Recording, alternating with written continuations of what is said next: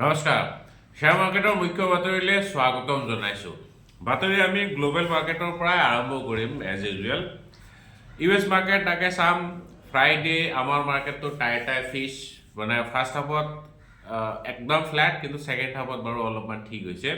কিন্তু US market একেবাৰে ছাইডৱেজ হৈ আছিল, অলপমান উটক পাটক কৰি পেলাই একেবাৰে মানে ফ্লেট বুলি নকওঁ, অলপমান পজিটিভ জোনত গৈ পেলাই বন্ধ হৈছে 0.2-0.3% মান। নেছডেক আৰু ডাও জোন্স পজিটিভ জোনত অলপমান ইমানখিনি আগবাঢ়ি পেলাই বন্ধ হৈছে। আৰু আজি ৰাতিপুৱা দুইটা ইণ্ডেক্স ফিউচাৰ্ছ একেবাৰে ফ্লেট, এটা অলপমান ওপৰত এটা অলপমান তলত। চ' ক'বলৈ গ'লে US মাৰ্কেট ফ্লেট। এছিয়ান বজাৰৰ ভিতৰত নিকেই অ'পেনটো হৈছে ৰাতিপুৱা 5:30 বজাতে অ'পেন হৈছে। এতিয়া নেগেটিভ জোনত ট্ৰেড কৰি আছে, প্ৰায় 0.3% মান তলত ট্ৰেড কৰি আছে। আৰু আমাৰ গিফ্ট নিফটিও ফ্লেট, মানে অলপমান নেগেটিভ ক'ব পাৰে, 10-15 পইণ্ট মান গেপ ডাউন অপেনিং ইণ্ডিকেট কৰি আছে।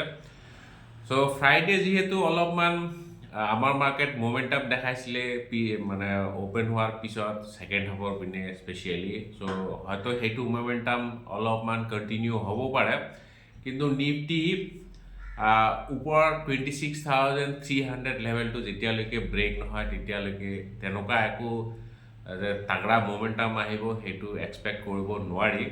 চ' সেই লেভেলটো ব্ৰেক কৰিব লাগিব। চ' আজি চাই লওঁ কি হয়, সেইটো লেভেল ব্ৰেক কৰিব পাৰে নে নাই। যদি ব্ৰেক কৰে তেতিয়াহ'লে নতুন লাইফ টাইম হাই বনাব পাৰে। আচ্ছা, এইপিনে নিফটিয়েতো নতুন লাইফ টাইম হাই বনাই আছে, কিন্তু ৰাইজৰ পৰ্টফলিঅ' একে জেগাতে আছে, কিছুমানৰ নেগেটিভ হৈ আছে। তাৰ মেইন কাৰণ কি? কাৰণ কেইটামান চিলেক্টেড ষ্টকহে আগবাঢ়ি আছে, বাকীকেইটা বিশেষকৈ লাৰ্জ কেপ আৰু মিড কেপত অলপমান মোমেণ্টাম আছে, কিন্তু যদি স্মল কেপ আৰু মাইক্ৰ' কেপ চাই সেইবিলাকৰ একো মোমেণ্টামেই নাই। চ' যিয়ে নহওক, মোৰ লাগিছে আজি মাৰ্কেট হয়তো ছাইডৱেজে ট্ৰেড কৰিব।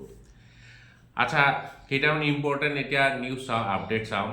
ফিউচাৰ্ছ এণ্ড অপশ্যনছতো আজিৰ পৰা প্ৰি অ'পেন ছেশ্যন হ'ব। আমি যেনেকৈ কেছ মাৰ্কেটত ষ্টকত যেতিয়া ট্ৰেড কৰোঁ তেতিয়া প্ৰি অ'পেন ছেশ্যন পাওঁ 9টাৰ পৰা 9:15লৈকে। চ' আজিৰ পৰা ফিউচাৰ্ছ আৰু অপশ্যন দুইটা এক্সচেঞ্জতে NSE আৰু BSE দুইটাতে এতিয়া আপুনি হেৰি পাব, মানে প্ৰি অ'পেন ছেশ্যন পাব। আৰু সেইটো এটা ভাল খবৰ বাৰু। প্ৰি অ'পেন ছেশ্যন মানে ভাল খবৰ ইন দ্য চেন্স আপুনি তাত অৰ্ডাৰ প্লেচ কৰিব পাৰিব যদি আগতীয়াকৈ বাই চেল কৰিব বিচাৰে। আৰু অলপমান আন্দাজ পাব আজি মাৰ্কেট কোনপিনে যোৱাৰ চান্স আছে। বাকী তেনেকুৱা বিশেষ একো বেনিফিট হ'ব বুলি মই নাভাবোঁ, কিন্তু অনুমান অলপমান পাব। তাৰপিছত US আৰু ইণ্ডিয়াৰ মাজত ট্ৰেড ডিলৰ যোনটো কথা বতৰা চলি আছে সেইটো অলপমান আগবাঢ়িছে, অলপমান পজিটিভ দিশত যোৱা যেন লাগিছে। চ' নেক্সট উইক মানত হয়তো US-ৰ টীম আহিব আমাৰ ইণ্ডিয়া ভিজিট কৰিব, তেতিয়া হয়তো এটা আমি পজিটিভ নিউজ বা পজিটিভ আপডেট এটা এক্সপেক্ট কৰিব পাৰোঁ। যদি তেনেকুৱা হয় তেতিয়াহ'লে এইটো আমাৰ কাৰণে বহুত ভাল খবৰ এটা হ'ব। আচ্ছা, ফ্ৰাইডেটো RBI মনিটাৰী পলিচিৰ আউটকাম ওলাইছে। 25 বেচিছ পইণ্টৰ ৰেট কাট কৰিছে, 5.5%-ৰ পৰা 5.25% কৰিছে। চ' যদিও 5.25% এতিয়া ইণ্টাৰেষ্ট ৰেট হৈ আছে, ৰেপ' ৰেট হৈ আছে, এইপিনে ইনফ্লেশ্যনটো গমেই পাইছে 0.5% ইনফ্লেশ্যন, তাৰমানে real rate of interest 5%, which is too much বুলি ক'ব লাগিব। পৃথিৱীৰ বহুত কম জেগাতে আছে real rate of interest 5%। Real rate of interest মানে আপোনাৰ পইচা যে জমা থৈছে একচুৱেলি কিমান বাঢ়িব, সেইটো হ'ল ৰিয়েল ৰেট অফ ইণ্টাৰেষ্ট। তাৰমানে 5%কৈ এভৰি ইয়াৰ বাঢ়িব। জেনেৰেলি এনেকুৱা নহয়, হিষ্ট্ৰীত এনেকুৱা হোৱা নাই, আমাৰ ইণ্ডিয়াততো হোৱা নাই। যেতিয়া আপোনালোকে দেখিছে যদি 5-6% মানৰ ইনফ্লেশ্যন হয় তেতিয়াহ'লে আপোনাৰ ইণ্টাৰেষ্ট ৰেট তাতকৈ অলপমান কমেই হয়, মানে গ্ৰেজুৱেলি পইচাৰ ভেলুটো কমি আহে। সেইটোৱে হৈছে মানে আমি যে কওঁ rupee is losing its value, তাৰমানে সেইটো আপুনি ৰিয়েল ৰেট অফ ইণ্টাৰেষ্টৰ পৰা গম পায়। চ' যিয়ে নহওক, এইটো অলপমান ডিছপেৰিটি হোৱা যেন দেখা গৈ আছে। এইটো কিহৰ কাৰণে হৈছে সেইটো বাৰু কোনেও ক'ব নোৱাৰে, হয়তো মেথডলজি বা কেলকুলেশ্যনত খেলি মেলি হ'ব পাৰে।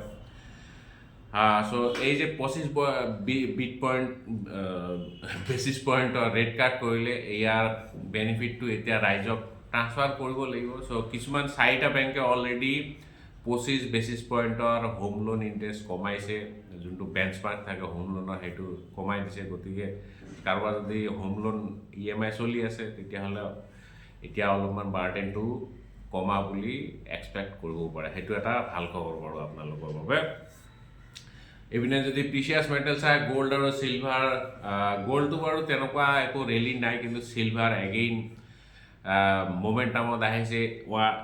1,85,200 প্ৰায় 50 ক্লজিং দেখাইছে। চ' লাহে লাহে 2 লাখৰ ঘৰত যাবলৈ গৈ আছে চিলভাৰ। কিন্তু গ'ল্ডৰ ৰেলীটো তেনেকুৱা নহয়, গ'ল্ডো লাহে লাহে আগবাঢ়িছে, চিলভাৰৰ পিছে পিছে মুভ কৰি আছে। গ'ল্ডে 1,30,000 প্ৰায় 500 মানৰ ক্লজিং দেখাইছে। চ' গ'ল্ড আৰু চিলভাৰ চলি আছে। এইপিনে বেলেগ মেটেল যদি চাই, বেছ মেটেল কপাৰ লাইফ টাইম হাইত ট্ৰেড কৰি আছে। তাৰপিছত এলুমিনিয়ামো ভাল মোমেণ্টামত আছে। চ' কমোডিটি মাৰ্কেটো অলপমান ভাল দেখা গৈছে। আচ্ছা, যিয়ে নহয় এতিয়া অলপমান আমি ষ্টক স্পেচিফিক নিউজ চাওঁ, কেইটামান ষ্টকটো মোমেণ্টামত থাকিব। তাৰ আগতে দুটামান কুৱেৰি লৈ লওঁ। কুৱেৰিটো আমাৰ আহি থাকে, যেতিয়া চান্স পাওঁ তেতিয়া লোৱা যায় আৰু আজি যিহেতু অলপমান টাইম হ'ব যেন লাগিছে, লৈ লওঁ দুটামান কুৱেৰি। এটা কুৱেৰি হ'ল 3-4 দিনমান। Montu Nath, good morning sir. Tata gold exchange traded fund, এইটো ষ্টক অলপ চাই দিবচোন। আৰে এইটো ষ্টক নহয় ভাই, এইটো ETF হয়, এক্সচেঞ্জ ট্ৰেডেড ফাণ্ড হয়। এইটো গ'ল্ড ETF। গ'ল্ডৰ প্ৰাইচ যদি বাঢ়ে তেতিয়াহ'লে ইয়াৰ প্ৰাইজো বাঢ়িব, যদি গ'ল্ডৰ প্ৰাইচ কমে তেতিয়াহ'লে ইয়াৰ প্ৰাইজো কমিব। এইটো ETF আৰু মানে গ'ল্ডক কপি কৰে আৰু সোণৰ দাম যিমান বাঢ়িব সেইটোও সিমানে বাঢ়িব। এইটো ষ্টক চাবলৈ একো নাই, এইবিলাক কমোডিটি, ইয়াৰ একো ইণ্টেনচিক ভেলু আপুনি গম নাপায়। এইবিলাক চব কি ক'ম, স্পেকুলেটিং আইটেম বুলি ক'ব পাৰে, যেনেকৈ বিটকইন চিটকইন। কিন্তু গ'ল্ড, বিটকইন চিটকইন সেইবিলাক বাৰু আপুনি ফিজিকেলি চুব নোৱাৰে। গ'ল্ডৰ এটা ভালকৈ আপুনি ফিজিকেলি টাচ কৰিব পাৰে। চ' সেইটোৱে পাৰ্থক্য। বাকী ইয়াতো আৰ্নিংছ আহে, কোম্পানী যেনেকুৱা আৰ্নিংছ আহে, মেনেজমেণ্ট চেঞ্জ হয়, সেইবিলাকৰ ওপৰত ডিপেণ্ড কৰে। কিন্তু গ'ল্ডত আপুনি তেনেকুৱা একো হেৰি কৰিব নোৱাৰে। যিমান ডিমাণ্ড বাঢ়িব সিমানে ইয়াৰ দামো বাঢ়িব, চিম্পল। ঠিক আছে। তাৰপিছত উৎপল কেওট, ছাৰ বাজাজ ফাইনেন্সৰ কিয় এনেকুৱা হ'ল? আগৰ দৰে 4,000 নাপাম নেকি? মোৰ পৰ্টফলিঅ'ত বাজাজ ফাইনেন্স, এষ্টেল, পলিকেপ এটচেট্ৰা আছে, কোনটোও আগৰ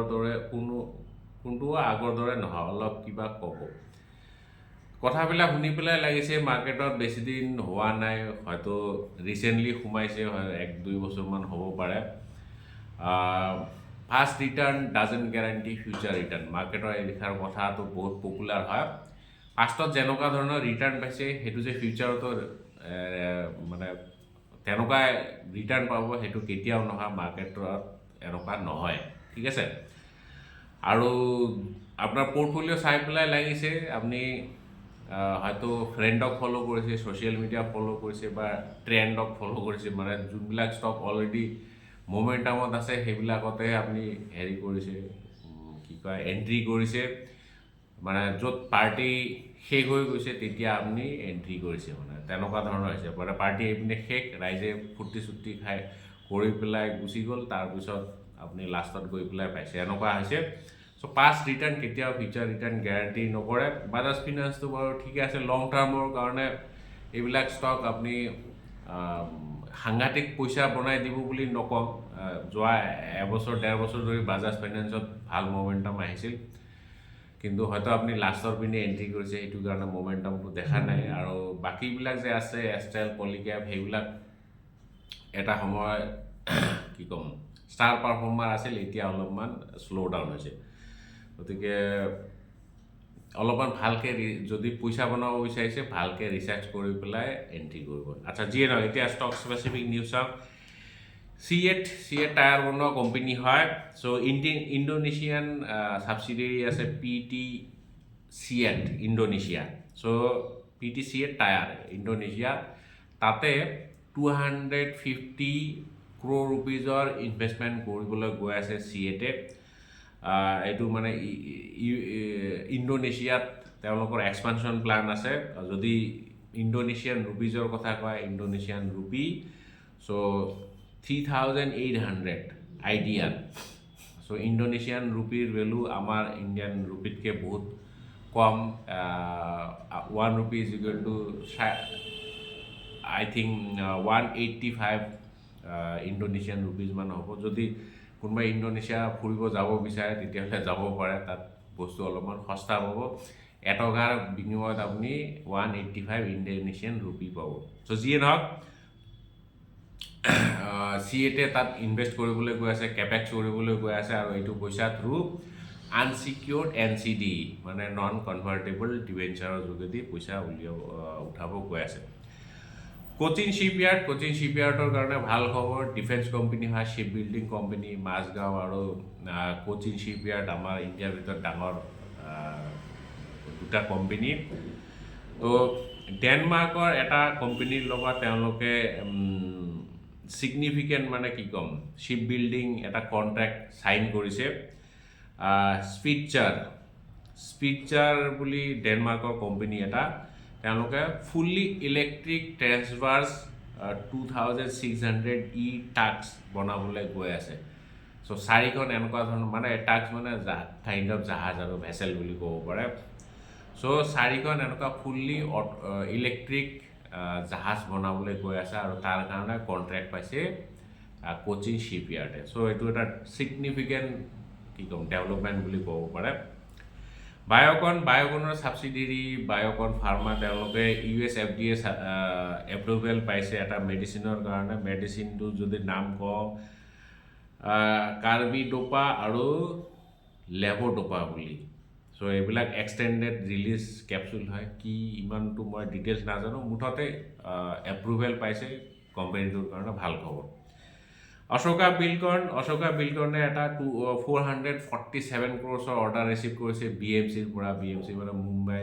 যোনটো municipal corporation Brihan Mumbai municipal corporation বুলি কয় এইটো মেইনলি তেওঁলোকে ফ্লাই হোৱা কনষ্ট্ৰাকশ্যনৰ অৰ্ডাৰ পাইছে চায়ন পানবেল হাইৱেৰ তেওঁলোকে মানে ফ্লাই অভাৰ বনাব জুবিলেণ্ট ফুডৱৰ্কৰ কাৰণে অলপমান ৰিলিফ ইনকাম টেক্স ডিপাৰ্টমেণ্টৰ পৰা তেওঁলোকৰ ডিমাণ্ড অৰ্ডাৰ আহিছিলে 216 ক্ৰ'ৰ্ছৰ অৰ্ডাৰ আহিছিলে FY21ৰ কিবা খেলি মেলি পাইছে কিন্তু পিছত ৰেক্টিফাইড নটিচ আহিছে অলপমান টেক্সটো কম 190 ক্ৰ'ৰ্ছৰ গতিকে অলপমান ৰিলিফ আৰু তাৰপিছত আজি ইটাৰনেল মানে জোমাটোৰ 1,500 ক্ৰ'ৰ্ছৰ ব্লক ডিল হোৱাৰ সম্ভাৱনা আছে আৰু ফিনো পে'মেণ্ট বেংক আছে যে সেইটো এতিয়া স্মল ফাইনেন্স বেংক হ'বলৈ গৈ আছে চ' আজিৰ বাতৰি ইমানে কাইলৈ আমি আকৌ লগ পাম